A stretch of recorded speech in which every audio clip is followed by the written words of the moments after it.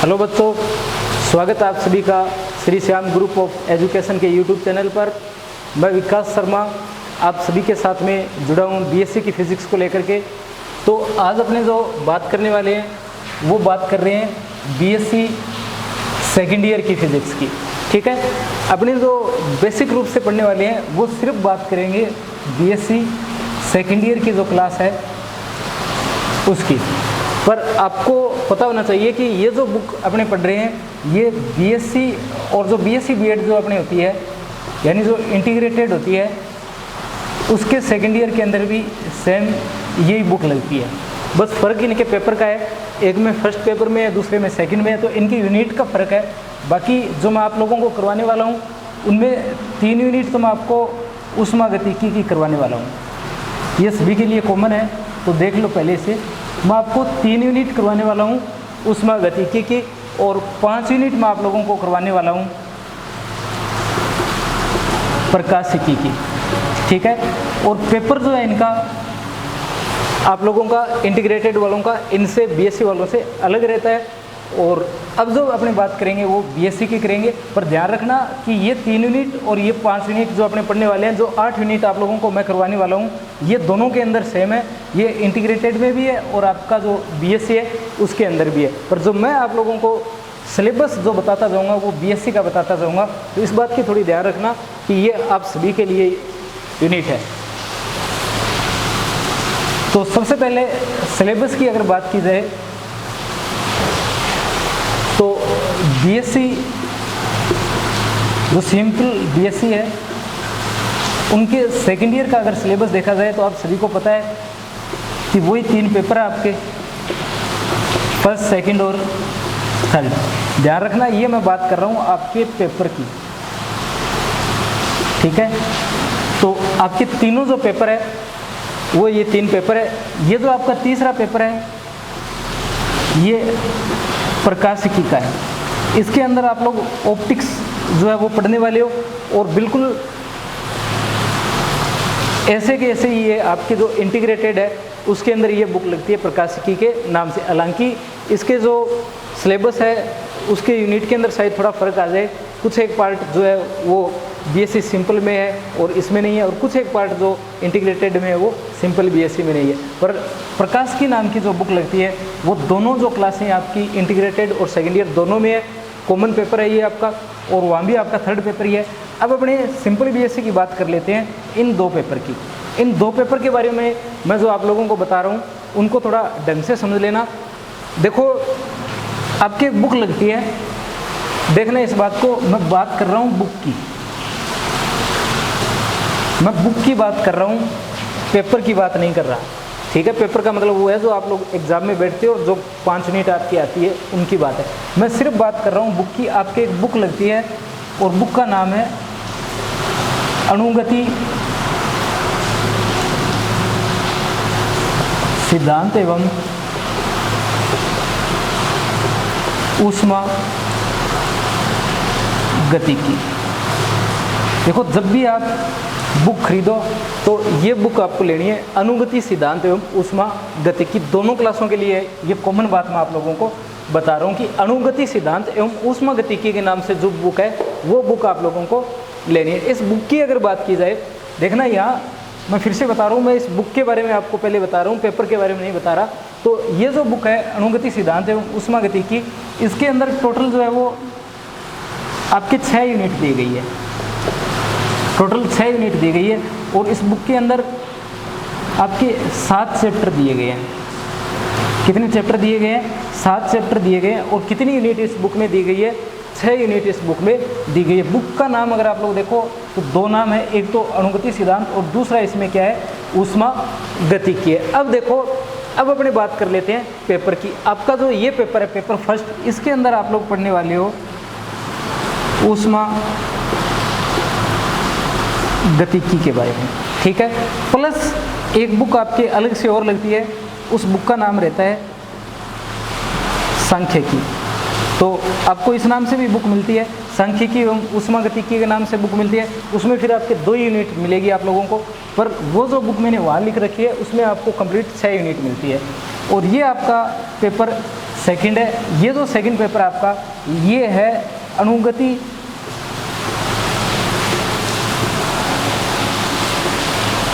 सिद्धांत का, प्लस इसमें एक बुक तरंग की है और एक ध्वनि की है। ये 5 यूनिट यहाँ दी गई है और ये आपकी 5 यूनिट इस जगह दी गई है। तो अब आप लोग देखना कि आपका फर्स्ट पेपर तो हो गया सांख्यिकी एवं ऊष्मागतिकी और सेकंड पेपर आप लोगों का हो गया अनुगति सिद्धांत, तरंग एवं ध्वनि के बारे में, और तीसरा पेपर आपका हो गया प्रकाशिकी के बारे में। ये वो बुक है जिसके अंदर आपको ये 6 यूनिट मिलने वाली है। 3 यूनिट तो इसकी मिल जाएगी और 3 यूनिट जो आपको इसकी मिल जाएगी। किस बुक के अंदर? अनुगति सिद्धांत एवं ऊष्मागतिकी के नाम से। इसके अलावा जो बुक्स आपको मिलेगी जैसे सांख्यिकी ऊष्मागतिकी मिलेगी या तरंग की मिलेगी या ध्वनि की मिलेगी, तो वो बुक अगर आप लोग लोगे तो उनमें 1-1, 2-2 करके यूनिट आपको दी हुई मिलेगी। ठीक है, टोटल अगर आप सोचो कि 5 यूनिट एक बुक में हो और 5 यूनिट एक बुक में हो, तो ऐसा बिल्कुल भी नहीं है। बात करें अगर इंटीग्रेटेड की, तो इंटीग्रेटेड के लिए ये जो बुक दी गई है अनुगति सिद्धांत एवं ऊष्मागतिकी, इसी के अंदर 5 यूनिटें बनाई गई है। ठीक है, इंटीग्रेटेड के अंदर कितनी यूनिट बनाई गई है? 5 यूनिट बनाई गई है और ये 500 यूनिट जो है इस पेपर के अंदर आ जाती है। और वहाँ अगर आप लोग बात करोगे तो एक पेपर और लगता है इंटीग्रेटेड में, वो पेपर आपके जो आप लोगों ने विद्युत और चुंबकत्व के बारे में पढ़ा था 12वीं क्लास में, उससे जुड़ा हुआ वो आपका पेपर रहता है। ठीक है, तो आपको शायद सिलेबस आपका समझ में आ गया है कि जो पेपर फर्स्ट है वो सांख्यिकी और ऊष्मागतिकी के बारे में, और दूसरा पेपर आपका अनुगति सिद्धांत, तरंग एवं ध्वनि के बारे में। ये मैं बात कर रहा हूँ बीएससी सेकेंड ईयर की जो सिंपल है उनका। अब मैं आप लोगों को जो पढ़ाने वाला हूँ वो मैं आपको ये पेपर पढ़ाने वाला हूँ जिसके अंदर अपने जो पढ़ेंगे वो पार्ट पढ़ेंगे ऊष्मागतिकी का। ठीक है, तो आज अपने ऊष्मागतिकी जो है उन्हें शुरू कर रहे हैं। सिंपल बीएससी के अंदर ऊष्मागतिकी की 3 यूनिट आती है। ऊष्मागतिकी जो है इसकी 3 यूनिट जो है वो आपके आती है, और ये आपका पेपर फिर अलग है। देखो इन्हें मैं हटा रहा हूँ सामने से।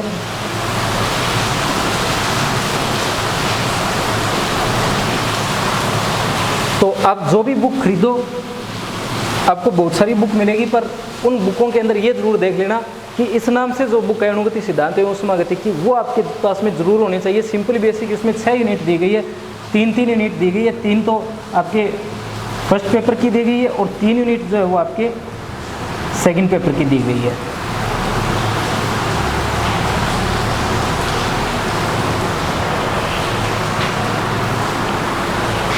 तो अब मैं आप लोगों को जो पेपर शुरू करवा रहा हूँ वो आपका पेपर फर्स्ट है।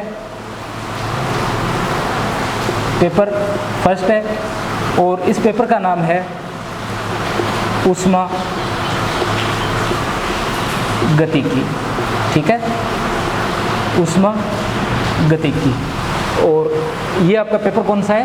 फर्स्ट पेपर है। देखो फर्स्ट पेपर के अंदर आपके पास में 5 यूनिट आती है। First unit, second unit, third unit, fourth unit और फिफ्थ यूनिट। ये जो 3 यूनिट है ये आपकी आती है ऊष्मागतिकी की, और ये जो 2 यूनिट आपकी आती है ये आती है सांख्यिकी की। सांख्यिकी ये कौन सी वाली है? ये ऊष्मागतिकी से जुड़ी हुई सांख्यिकी है। तो ऐसे भी आपको एक बुक मिल जाती है सांख्यिकी एवं ऊष्मागतिकी के नाम से, तो वहाँ से अपने पढ़ने वाले हैं ऊष्मागतिकी और फिर अपने पढ़ेंगे सांख्यिकी के बारे में। तो आज अपने यूनिट शुरू कर रहे हैं। ये अपने पेपर फर्स्ट है सिंपल बीएससी का, और यूनिट कौन सी है? यूनिट है थर्ड। ठीक है, बिल्कुल इसी प्रकार की यूनिट जो है वो आपके जो इंटीग्रेटेड का सिलेबस है उसके अंदर भी लगती है, पर उनका पेपर ये फर्स्ट नहीं है, दूसरा पेपर है। और जो आप लोग पढ़ रहे हो अनुगति सिद्धांत, बिल्कुल उसी के बाद में वहाँ पर भी वो आपकी तीसरी यूनिट है। बात समझ में आई? जो सिंपल बीएससी है उसमें सांख्यिकी और ऊष्मागतिकी है, और जो आपका इंटीग्रेटेड है उसमें अनुगति सिद्धांत और ऊष्मागतिकी है। तो अब अपने इस पेपर को शुरू कर रहे हैं सिंपल बीएससी का। पेपर का नाम है सांख्यिकी एवं ऊष्मागतिकी, और इसकी जो यूनिट थर्ड है ऊष्मागतिकी, जो कॉमन पार्ट है दोनों के लिए, उसे अपने शुरू कर रहे हैं। तो आपकी जो यूनिट है ऊपर लिख देता हूँ मैं, यूनिट थर्ड है, और सिंपल बीएससी का जो ये पेपर है ये पेपर फर्स्ट है। ठीक है, सिंपल बीएससी के शुरुआत में 2 जो यूनिट लगती है वो सांख्यिकी की लगती है, ठीक है। सांख्यिकी की जो यूनिट है वो लगती है अनुगति सिद्धांत, जो आप लोग पढ़ रहे हो अभी, वो आपके पेपर फर्स्ट में नहीं है, सिंपल बीएससी के वो पेपर सेकंड में आता है। तो अपने यूनिट 3 शुरू कर रहे हैं और सबसे पहले जो अपने चैप्टर पढ़ रहे हैं उस चैप्टर का नाम है ऊष्मा गतिकी, जिसे अपने बोलते हैं थर्मोडायनेमिक्स। तो अपने जो टॉपिक शुरू कर रहे हैं वो कौन सा है, ऊष्मा गतिकी। कुछ एक बेसिक बातें अपने शुरू करते हैं। सबसे पहले आपको पता होना चाहिए इसके अंदर निकाय के बारे में। निकाय क्या होता है, इंग्लिश में अपने इसे सिस्टम बोलते हैं, सिस्टम। तो निकाय क्या होता है, निकाय का मतलब होता है कणों के समूह को अपने क्या कहते हैं, निकाय कहते हैं। कणों के समूह को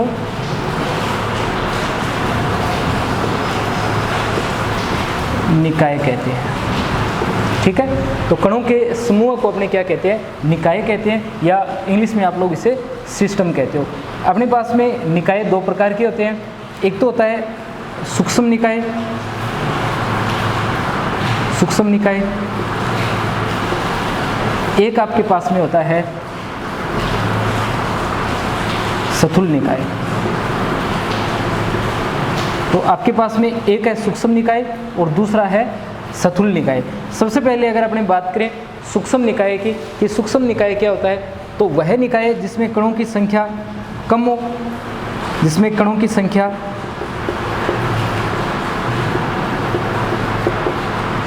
कम हो, या आप लोग बोल सकते हैं जिसमें कणों की संख्या सीमित हो, वो क्या कहलाता है, सूक्ष्म निकाय।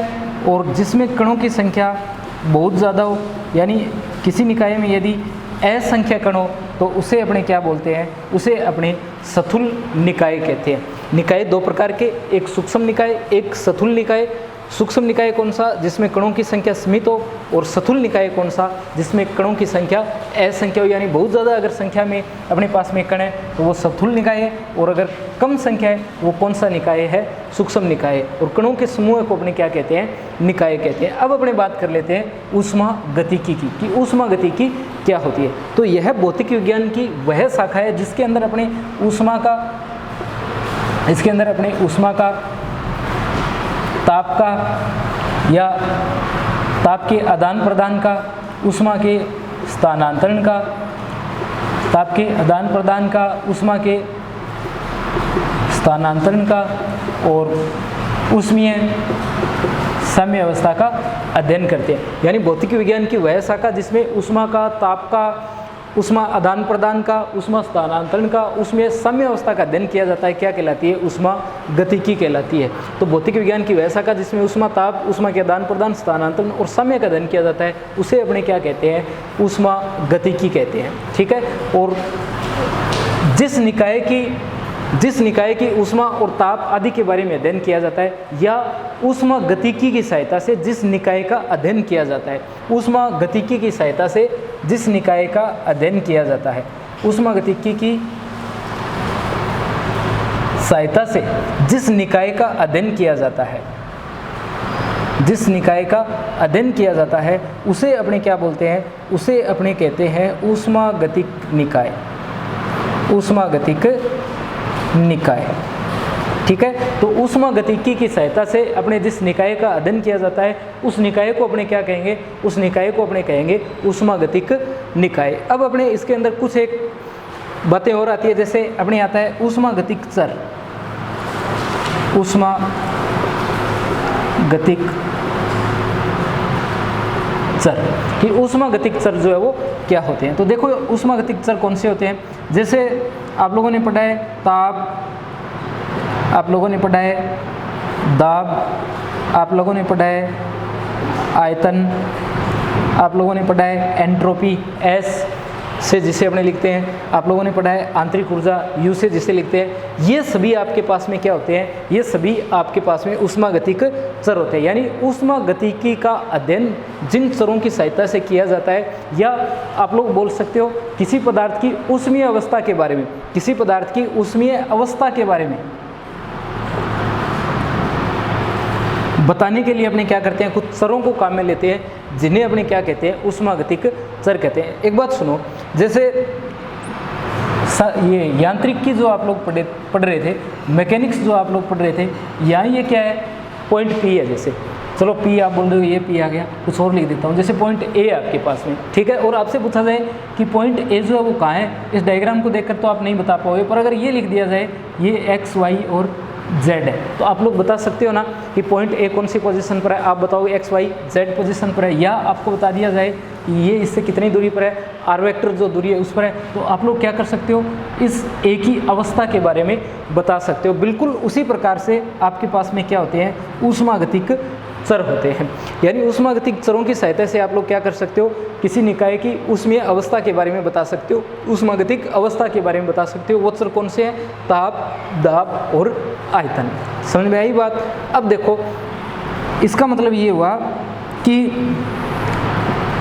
जैसे P1 है, V1 है और T1 है, और आपके पास में क्या है, P2 है, V2 है और T2 है। तो ये जो लिखा हुआ है P1, V1, T1, ये ऊष्मागतिक निकाय की एक अवस्था को प्रदर्शित करता है, ऊष्मागतिक निकाय की एक अवस्था को प्रदर्शित करता है। और ये जो लिखा हुआ है P2, V2, T2, ये ऊष्मागतिक निकाय की दूसरी अवस्था को प्रदर्शित करता है।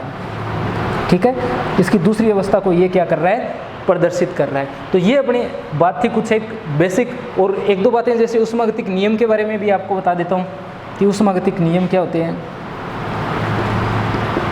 ऊष्मागतिक नियम ये वही नियम है जो आप लोग पहले पढ़ चुके हो छोटी क्लासों में। आप लोगों ने पढ़ा है शून्यांकी नियम, आप लोगों ने पढ़ा है ऊष्मागतिकी का प्रथम नियम, द्वितीय नियम, तृतीय नियम, उन्हीं नियमों के बारे में है। तो ऊष्मागतिक नियम, तो ऊष्मागतिकी में अपने क्या करते हैं, कुछ नियमों को काम में लेते हैं। ऊष्मागतिक घटनाओं की व्याख्या के लिए आप लोग क्या करते हो, कुछ नियमों को काम में लेते हो, या एक अवस्था से दूसरी अवस्था में, जब ऊष्मागतिक निकाय एक अवस्था से दूसरी अवस्था में जब जाता है तो आप लोग क्या करते हो, कुछ नियमों को काम में लेते हो। उन नियमों को अपने क्या बोला जाता है, उन नियमों को अपने ऊष्मागतिक नियम कहा जाता है। सारी बातें जो आपने पढ़ी है, एक बार फिर से सभी बातें रिपीट कर देता हूँ। हम लोग पढ़ रहे हैं ऊष्मागतिकी, यूनिट 3 है आप लोगों की, और पेपर जो है वो कौन सा है, फर्स्ट है, सिंपल बीएससी का, और इंटीग्रेटेड का ये पेपर जो है वो सेकंड है। तो अब अपने ऊष्मागतिकी से पहले मैंने आपको बताया निकाय के बारे में। निकाय को इंग्लिश में सिस्टम कहते हैं, कणों के समूह को अपने क्या कहते हैं, निकाय कहते हैं। दो प्रकार का होता है, एक तो सूक्ष्म निकाय, एक स्थूल निकाय। ये वही है जो इंग्लिश वालों ने माइक्रो सिस्टम और मैक्रो सिस्टम जिसे पढ़ा है वही है। तो सूक्ष्म निकाय और स्थूल निकाय, जिसमें कणों की संख्या सीमित तो मतलब लिमिटेड आपके पास में पार्टिकल्स हो, वो सूक्ष्म निकाय, और जिसमें आपके पास में जो कण है उनकी संख्या बहुत ज़्यादा हो, वो कौन सा निकाय होता है, वो स्थूल निकाय होता है। उसके बाद में अपने बात की ऊष्मागतिकी की, यानी अपने बात की थर्मोडायनेमिक्स जो है उसके बारे में। तो ये भौतिक विज्ञान की वह शाखा है जिसमें ऊष्मा का, ताप का, या आप लोग बोल सकते हो ऊष्मीय साम्यावस्था का, ये बातें भी लिख सकते हो आप लोग। इन सब के बारे में अध्ययन किया जाता है, क्या कहलाती है, ऊष्मागतिकी कहलाती है। ठीक है, उसके बाद में मैंने आपको बताया ऊष्मागतिक निकाय के बारे में कि ऊष्मागतिक निकाय क्या होता है। तो इसके अंदर मैंने आपको बताया कि ऊष्मागतिकी की सहायता से जिस निकाय का अध्ययन किया जाता है उस निकाय को अपने क्या कहते हैं, ऊष्मागतिक निकाय कहते हैं। उसके बाद मैंने आप लोगों को बताया ऊष्मागतिक चर के बारे में। ठीक है, तो ये चर वही कोऑर्डिनेट अपने जिसे बोलते हैं। तो ऊष्मागतिक चर कौन से होते हैं, ऊष्मागतिक चर वो होते हैं जिसके द्वारा अपने क्या कर सकते हैं, कोई ऊष्मीय अवस्था जो है उसको प्रदर्शित कर सकते हैं। ये इस प्रकार के होते हैं, ताप, दाब, आयतन, और भी बहुत सारे होते हैं। ये PV = NRT जो होता है उससे मैंने उठा करके 3 लिख दिए हैं सामने।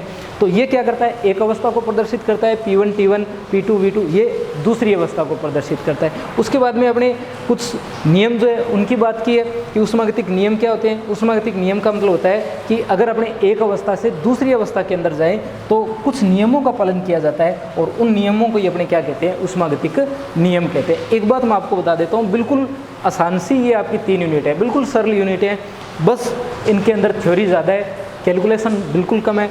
इतना मैंने आपको करवाया, इसमें कोई कैलकुलेशन नहीं है। आगे भी पढ़ाऊंगा, बहुत कम कैलकुलेशन आएगी। तो ये मान सकते हो बिल्कुल थ्योरेटिकल आप लोगों का पार्ट है। ठीक है, देखो आगे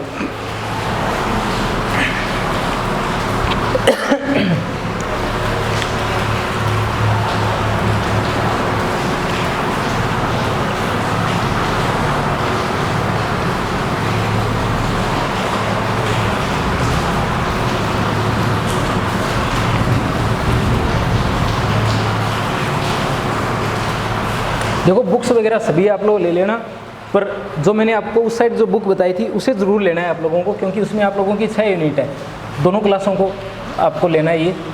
तो अपने ऊष्मागतिकी की सामान्य बातें कर लिए, अब आप लोगों को बात करनी है ऊष्मा और ताप के बारे में कि ऊष्मा और ताप क्या होते हैं। ऊष्मा तथा ताप,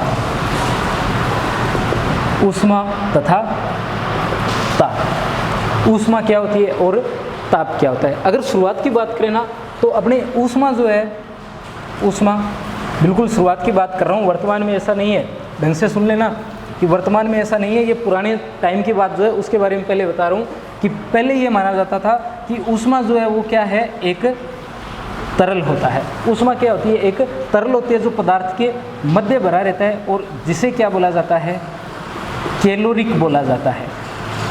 जिसे क्या बोला जाता है, कैलोरिक बोला जाता है। बात समझ में आई कि ऊष्मा जो है वो क्या होता है, एक तरल होता है जो पदार्थ के मध्य भरा रहता है और जिसे अपने क्या बोलते हैं, कैलोरिक बोलते हैं। और ऊष्मा का स्थानांतरण जो है वो तप्त वस्तु से शीतल वस्तु की ओर होता है। ठीक है, तप्त वस्तु से शीतल वस्तु की ओर होता है। अभी ये तो नहीं सोच रहे कि उच्च ताप से निम्न ताप की ओर होता है, बिल्कुल होता है, पर अभी तक अपने ताप नहीं देखा है कि ताप क्या है। इस समय तो सिर्फ अपने यही पता था कि तप्त वस्तु से शीतल वस्तु की ओर क्या होता है, ऊष्मा का स्थानांतरण होता है। यानी जिसका कैलोरिक अधिक है, जिसका कैलोरिक अधिक है उससे ऊष्मा का स्थानांतरण किस ओर होता है, जो निम्न जो ठंडी वस्तु है उसकी ओर होता है। जिसका कैलोरिक ज़्यादा है उससे ऊष्मा का स्थानांतरण जिसका कैलोरिक कम है उसकी ओर होता है। यानी ऊष्मा स्थानांतरण हमेशा तप्त वस्तु से शीतल वस्तु की ओर होती है। उसके बाद में एक दो वैज्ञानिक और आए, जैसे रेमफर्ड नाम का वैज्ञानिक आया। देखो फिजिक्स के अंदर अपने ये नाम वगैरह वैज्ञानिकों के याद नहीं रखने होते, आपको पता ही है, सन वगैरह नाम वगैरह कोई नहीं पूछता, कुछ एक नाम आपको बस पता होना चाहिए, ये याद रखो तो रख लेना, कोई ज़रूरी है नहीं। रेमफर्ड नाम का एक वैज्ञानिक आया, इसने क्या किया, जो तोप होता है, तोप की बात कर रहा हूँ मैं, तोप वही बंदूक तोप जो होते हैं, आपके पास में कोई एक तोप है, उसने क्या किया, उस तोप की जो बैरल होती है उस बैरल के अंदर उसने क्या किया, किसी वेदक मशीन से सुराख करने की कोशिश की। यानी उसने क्या किया, तोप की बैरल के अंदर छेद करने की कोशिश की। उसमें उसने देखा कि ये वेदक वगैरह जो चिप वगैरह जिससे वो क्या कर रहा था, उससे वेदने की कोशिश कर रहा था, या ड्रिल मशीन वगैरह जो भी उसके पास में थी, ये उसने देखा कि क्या हो गई, गर्म हो गई। ठीक है, वो क्या हो गई, गर्म हो गई। तो उसने बताया कि अपने जब ड्रिल की सहायता से या किसी वेदक की सहायता से तोप की बैरल पर छिद्र किया जाता है तो तोप का बैरल जो है वो उस जगह से क्या हो जाता है, गर्म हो जाता है, और साथ में वो वेदक भी क्या हो जाते हैं, गर्म हो जाते हैं। इसके बाद में एक दो वैज्ञानिक और आए, हेम्फ्री वगैरह, उन्होंने क्या किया, उन्होंने बर्फ़ के टुकड़े को लिया, और बर्फ़ के टुकड़े को आपस में क्या किया, उन्होंने रगड़ा। जब बर्फ़ के टुकड़ों को उन्होंने रगड़ा तो उन्होंने देखा कि जब बर्फ़ के टुकड़ों को आपस में रगड़ा जाता है, जब बर्फ़ के टुकड़ों को आपस में रगड़ा जाता है तो ये बर्फ़ के टुकड़े भी क्या हो जाते हैं, पिघल जाते हैं।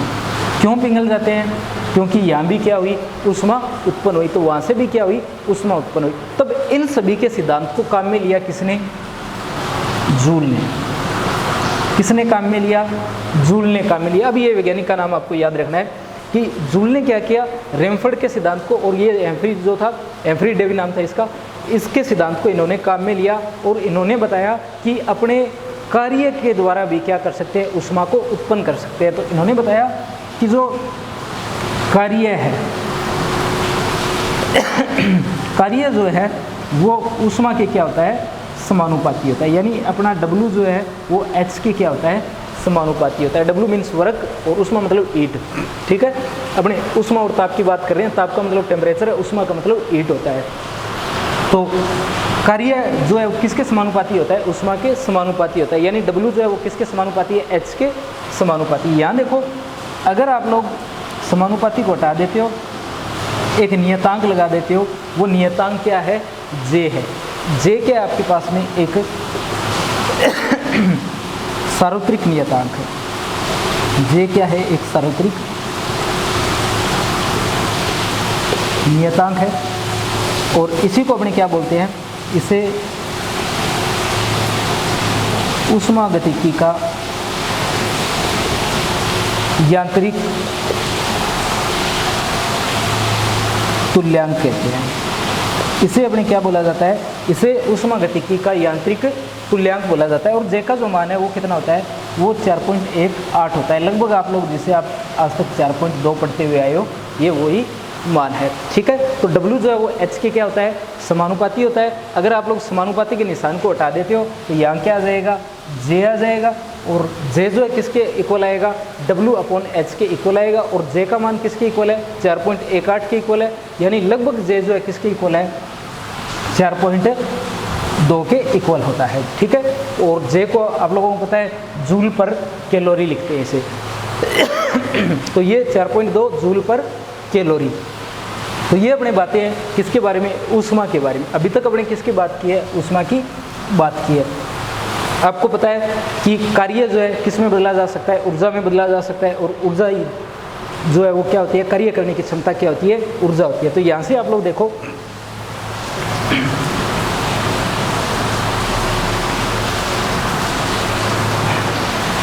यहाँ से आप लोग निष्कर्ष के रूप में क्या लिख सकते हो, ऊष्मा ऊर्जा का ही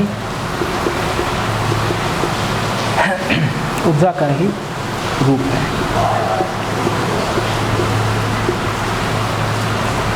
ये बात आप लोगों को ऊष्मा के बारे में याद रखनी है। देखो अब तक आपने जो बातें की उसके अंदर ये बात आपको जरूर याद रखनी है कि ऊष्मा जो है वो क्या है, ऊर्जा का ही एक रूप है। अपने जो कार्य करते हैं वो किस में बदल जाता है, ऊष्मा में बदल जाता है। W समानुपाती H, W equal JH, J equal 4.2 joule पर कैलोरी सार्वत्रिक नियतांक है, जिसे ऊष्मागतिकी का यांत्रिक तुल्यांक हम लोग कहते हैं, ठीक है।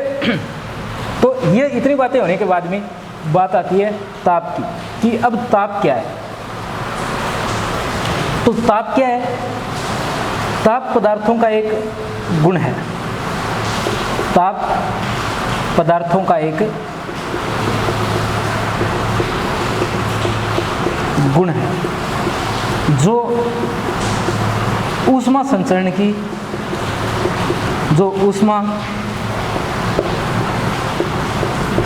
की, दिशा का बोध कराता है।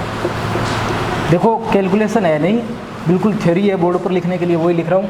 ताप के पदार्थों का एक गुण है जो ऊष्मा संचरण की दिशा का बोध कराता है। तो आपको क्या याद रखना है कि ताप के बारे में पूछा जाए तो ताप के पदार्थों का एक गुण है जो ऊष्मा संचरण की दिशा का अपने को क्या करवाता है, बोध करवाता है। या आप लोग बोल सकते हो कि ताप जो है वो किसका बोध करवाता है, उसमें साम्य अवस्था का बोध करवाता है। तो उसमें साम्य अवस्था का क्या करता है, ताप जो है वो बोध करवाता है। यहाँ से आपको पता चलता है कि ऊष्मा का जब स्थानांतरण होता है, यानी ऊष्मा का जब क्या होता है, स्थानांतरण होता है, ऊष्मा का जब स्थानांतरण होता है तो ऊष्मा का स्थानांतरण हमेशा उच्च ताप से